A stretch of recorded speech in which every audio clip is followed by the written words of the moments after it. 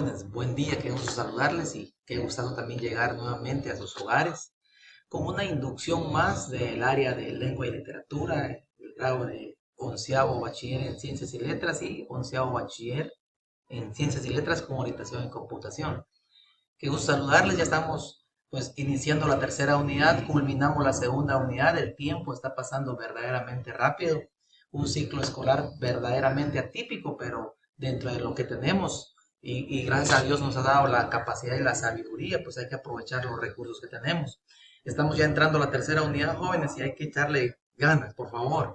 Tienen que pensar que las diferentes actividades que hacen, bueno, obviamente por los puntos, pero también tienen que hacerlo por adquirir mejores y mayores conocimientos, porque todos esos conocimientos, sin duda, el otro año muchos de ellos los van a tener que poner en práctica en las diversas universidades del país.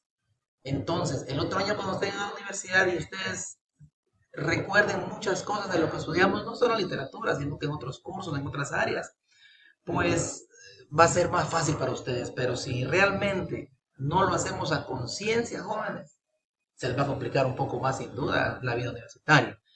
Pero tengo la confianza, la fe y la credibilidad en ustedes de que se van a poner las pilas para echarle ganas a este bimestre, a esta tercera unidad que estamos iniciando el día de hoy con la primera tutoría del área, las primeras páginas que tenemos de su libro. Espero tengan su libro ahí cerca de ustedes. Y vamos a iniciar pues dándole gracias a Dios por todo lo que nos da, a veces sin merecerlo, pero nos da tantas cosas porque es misericordioso y tiene mucha bondad. Eso es amor.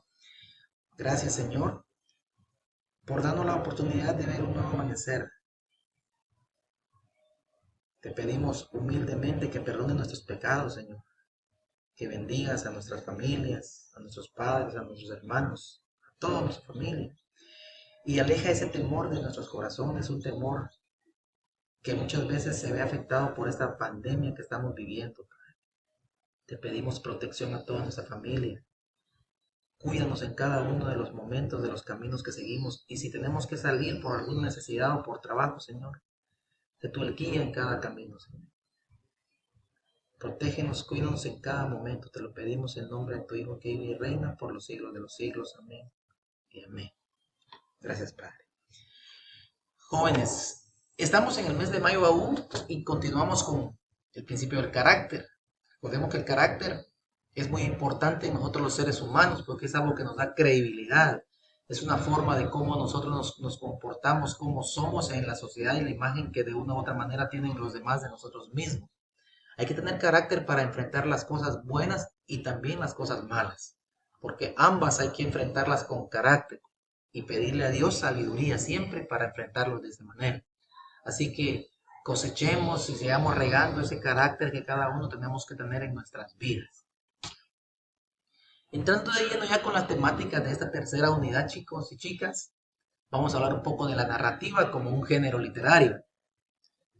En la unidad anterior se vino un poco de la narrativa descriptiva. Ahora ya vamos a ver la narrativa como un género propiamente dicho.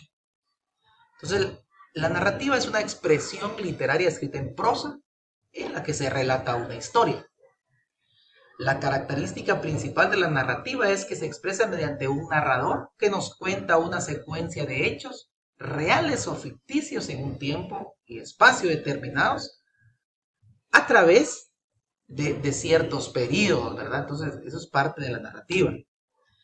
Eh, Durante las primeras 6 décadas del siglo XX en Hispanoamérica se vivieron los efectos de la Primera y de la Segunda Guerra Mundial, que fueron efectos bastante complicados. Sin embargo, la guerra española, o sea, la guerra que hubo en España, coadyuvó a este género en Latinoamérica, ya que muchos españoles pidieron exilio, asilo, mejor dicho, en países latinoamericanos, y pues se exiliaron aquí a América, a diferentes países.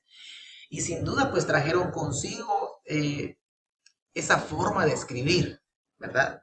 Este fue un campo muy fértil para la narrativa. La mayoría de los países latinoamericanos eran independientes. Ya habían pasado la independencia en la mayoría de países latinoamericanos, pero carecían realmente de significado esa independencia, porque en la mayoría de países latinoamericanos no había acceso a la educación, no había trabajo. La mayoría de la población había pobreza, sufrían muchas situaciones en todos los países latinoamericanos. Y también algunos de esos países estábamos viviendo pues revoluciones, guerras internas. Ya en el caso de Guatemala, desde 1960 hasta la firma de los acuerdos de paz en el 96. También El Salvador tuvo su guerra interna, Nicaragua, Colombia, países latinoamericanos. Todo esto amalgama las situaciones sociales, pues fue ese campo para la narrativa. Y ayudó que la narrativa tuviera varias direcciones, varios puntos. Dentro de ellas podemos mencionar, en primer lugar, la narrativa de la tierra. La narrativa de la tierra se centraba en el latifundio y el minifundio. Algunos se recuerdan de estos términos. El latifundio o los terratenientes, aquellos personajes de la oligarquía que poseían grandes extensiones de tierra, mientras que el minifundio es una poca cantidad de tierra donde vive mucha gente. La gente más desfavorecida no tenía acceso a la tierra. En el caso de Guatemala, ese fue uno de los detonantes principales para que iniciara el conflicto armado interno, la falta de tierra para el trabajo de nuestros campesinos. Entonces, esta narrativa de la tierra se centra a hablar de eso, de esas injusticias sociales que existían. Dentro de los personajes que pues trabajaron con la narrativa de la tierra, podemos mencionar a José Eustacio Rivera con su obra La Vorágine, Rómulo Gallegos con su obra Doña Bárbara, Horacio Quiroga con su obra Cuentos de la Selva, muy interesantes. También tenemos la otra vertiente que es la narrativa indigenista, fundamental e importante sin duda. Todos sabemos que los verdaderos dueños de las tierras americanas son los indígenas, ¿no? Y no hablo de Guatemala, hablo de Latinoamérica.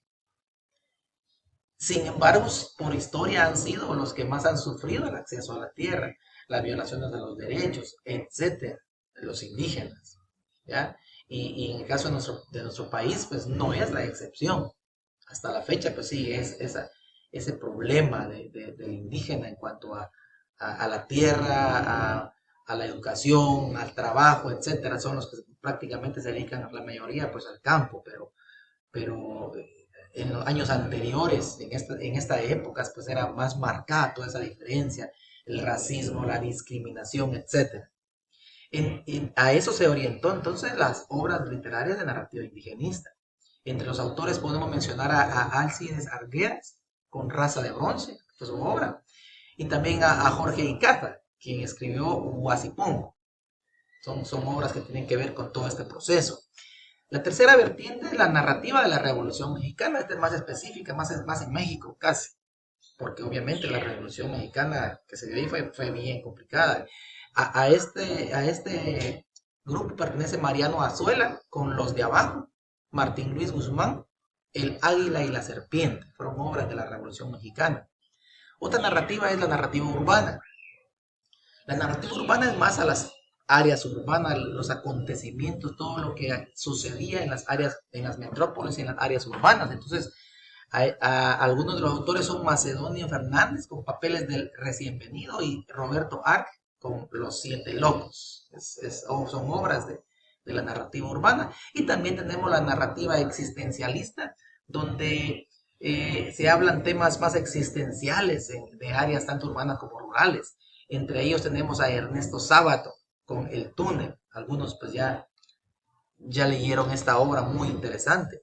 Y también Juan Carlos Onetti con Junta Cadáveres. Son las vertientes, podríamos decir, o direcciones de la narrativa que tenemos. Son 5 vertientes o direcciones.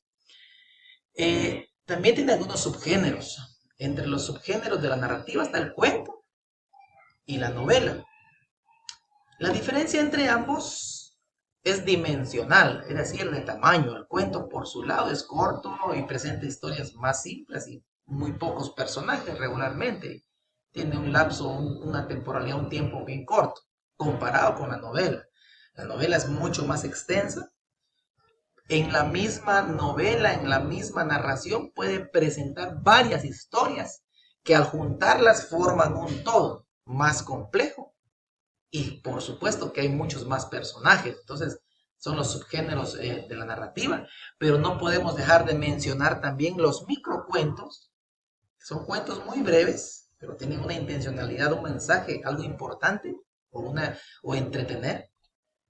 Y también la fábula. La fábula, que es una narración con una finalidad más didáctica, que nos deja una enseñanza moral, nos deja una lección para tomarla en cuenta en nuestras vidas. Entonces, son subgéneros de la narrativa estos.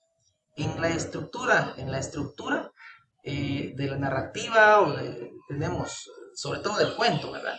Tenemos una situación inicial, se rompe el equilibrio de la realidad.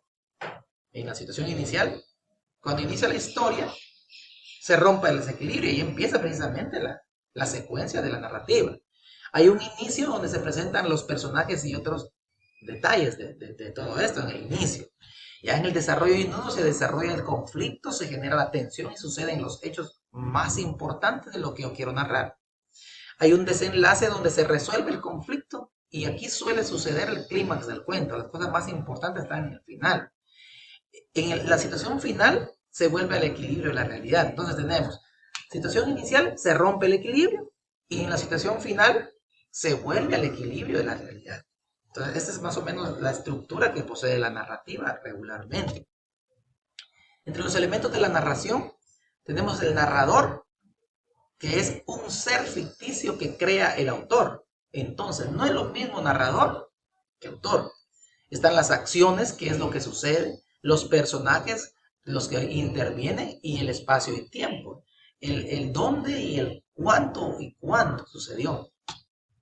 Entre la narrativa centroamericana podemos mencionar a algunos. En el caso de Guatemala destacan Rafael Arévalo Martínez con La Oficina de Paz de Orolandia, que es una crítica a Estados Unidos, a los imperialistas le llama él, ¿verdad? Por todo lo que hacen con los demás países latinoamericanos. Y el viaje a Ipanda. También Flavio Herrera escribió El Tigre, La Tempestad y Caos. Estas tres obras son conocidas como la trilogía del trópico. Estas tres obras de Flavio Herrera, muy interesantes. Carlos Wilde Ospina con su obra La Gringa, La Tierra de las Nauyacas. Y también Mario Monteforte Toledo con su obra Entre la Piedra y la Cruz. En el caso de Guatemala. En el caso de El Salvador sobresale Alberto Rivas Bonilla, autor de Andanzas y Malandanzas.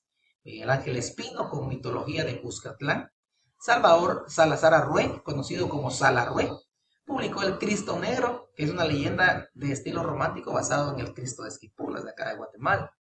En Honduras sobresale Carlos Izaguirre, autor de Bajo el Chubasco, y Arturo Martínez Galindo, autor de Sombra.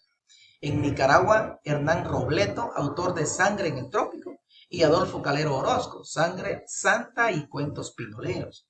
Y finalmente, en Costa Rica, sobresale Joaquín García Monge, autor de El Moto.